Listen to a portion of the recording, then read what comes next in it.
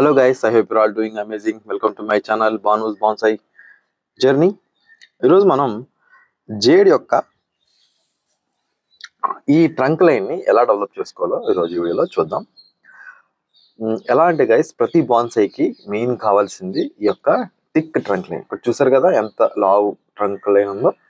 So యాక్చువల్గా ఈ యొక్క ప్లాంట్కి ఈ యొక్క జేడ్ యొక్క ఈ యొక్క నిబారికి నియర్లీ ఒక 10+ ఇయర్స్ ఉంటుంది.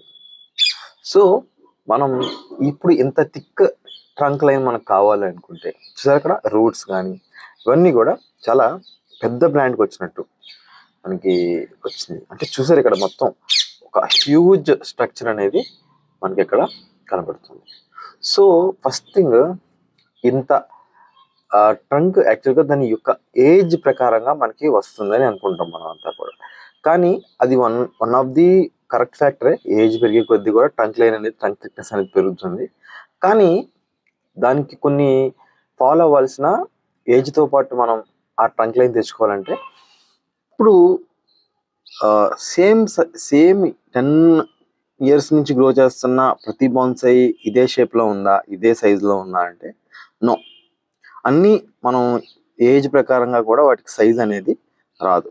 కొన్ని మనం ఆ యొక్క ప్లాంట్ పర్ఫార్మెన్స్ బట్టి కూడా డిపెండ్ అయి ఉంటుంది.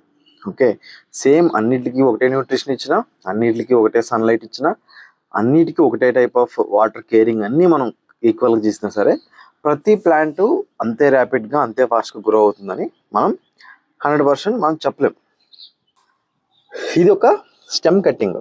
ఓకే, ఇది ఒక పెద్ద ట్రీ యొక్క నేను ప్రూన్ చేసేటప్పుడు ఆ వచ్చిన స్టెమ్ని నేను పాతితే నాకు ఇలా వచ్చింది. సో ఇది కూడా సెకండ్ ట్రిక్. అంటే మనం కట్టింగ్, మనం ఏదైతే కట్టింగ్ మనం బాన్సై కోసం గ్రో చేస్తున్నామో దాన్నే మనం పెద్దగా చూస్ చేసుకుంటే, అంటే ఒక జాయింట్ రెండు కొమ్మల యొక్క జాయింట్ కాబట్టి సో ఆటోమేటిక్గా ఇది లావుగానే ఉంటుంది.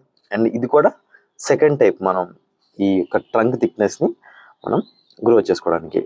నెక్స్ట్ థింగ్ ఏంటంటే ప్రాపర్ రీపోటింగ్ కూడా దీనికి నేను ప్రతి 1 ఇయర్కి ఆర్ ప్రతి 6 మంత్స్కి నాకు అవైలబుల్గా ఉన్న, నేను దాని పాట్ సైజ్ బట్టి దాన్ని కంటిన్యూస్గా 1 ఇయర్కి ప్రతిసారి మంచిగా దానికి FIM కానీ, సాయిల్ కానీ, రెడ్ సాయిల్ కానీ అవన్నీ కూడా దీనికి ఇచ్చి ఈరోజు ఇది ఇంత బాగా ట్రంక్ అనేది ఊరడం జరిగింది.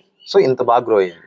అదే నేను దీనికి ఇది అదే గ్రో అయ్యిద్దిలే అన్నట్టు అలాగే పాట్లో వచ్చేస్తే మేబీ ఇది ఈరోజు ఇంత పొజిషన్లోకి పోలేకపోవచ్చు. కానీ నేను ప్రతి ప్లాంట్కి అలాగే నేను ఇచ్చాను. బట్ ఇది నాకు వన్ ఆఫ్ ది బెస్ట్. నేను గ్రో చేసే బాన్సై, జేడ్ బాన్సైలో ఇది వన్ ఆఫ్ ది బెస్ట్. యాక్చువల్గా నా డ్రీమ్ షేప్ అనేది దీనివల్ల, ఈ యొక్క ప్లాంట్ వల్ల, ఈ యొక్క బాన్సై వల్ల నేను అచీవ్ చేసుకున్నాను. చూసారు కదా, ఇది ఇలా ఎప్పుడన్నా నేను బాన్సై క్రియేట్ చేయాలని నా యొక్క డ్రీమ్ షేప్ అన్నట్టు ఇది.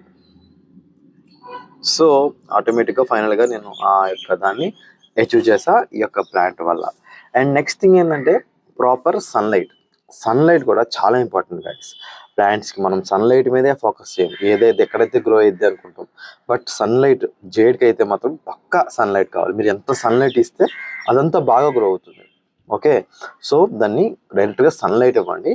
అండ్ చాలామందికి జేడ్ ఎలా అంటే ఒక బుష్ ఫామ్లో మనకి ఒక చిన్న కుండీలో వేసినప్పుడు బుష్ అంటే లైక్ ఇవి తీగలుగా వచ్చేసి గ్రో అవుతాం మనం చూస్తూ ఉంటారు. ఫర్ ఎగ్జాంపుల్ ఇదే బ్రాంచ్ని కట్ చేసి నేను ఒక దాంట్లో గ్రో చేస్తే అది తీగలుగా ఇలా కింద పడిపోయి ఏదో ఒక ఆర్నమెంటల్ ప్లాంట్లో గ్రో అయ్యింది. అది ఓకే అన్నాం. కానీ మీకు బాగా రావాలి అనుకుంటే మాత్రం మీరు దీన్ని ప్రాపర్గా టిప్స్ కట్ చేసుకుంటే, చూసారు కదా ఇప్పుడు ఈ బ్రాంచ్ ఉంది, ఈ బ్రాంచ్ని మనం ఇక్కడ కట్ చేయగానే పక్క నుంచి గ్రోత్ అనేది వచ్చింది. అలాగా ఇప్పుడు ఇది ఇలా చేసుకుంటే ఇక్కడ నాకు గుజ్జుగా ఫామ్ అవుతుంది. అలాగా మనం ప్రతి ప్లాంట్ని కూడా అట్లాగే ట్రైన్ చేసుకోవాలి. ఇప్పుడు ఇలా గ్రోత్ కట్ చేసుకుంటే పక్క నుంచి సైడ్ ఈ టైప్ అనేది మనం ప్రతి ప్లాంట్కి మనం చూసుకోవాలి. ఫెర్టిలైజర్ అప్లికేషన్ కూడా దానికి రెగ్యులర్గా ఇచ్చుకుంటూ ఉండాలి. లైక్ మన యూరియా కానీ, DAP కానీ, పొటాషియం కానీ, ఈ 3 చాలా మెయిన్ కాంపోనెంట్స్. సో ఈ 3 ఖచ్చితంగా వాటికి ఎప్పుడు ఇస్తూనే ఉండాలి. సో అండ్ ఇంకోటి ఏంటంటే ఖచ్చితంగా ఫంగిసైడ్. ఇక్కడ మీరు చూసినట్టయితే ఇక్కడ మీకు బ్లూ మార్క్ కనిపిస్తుంది.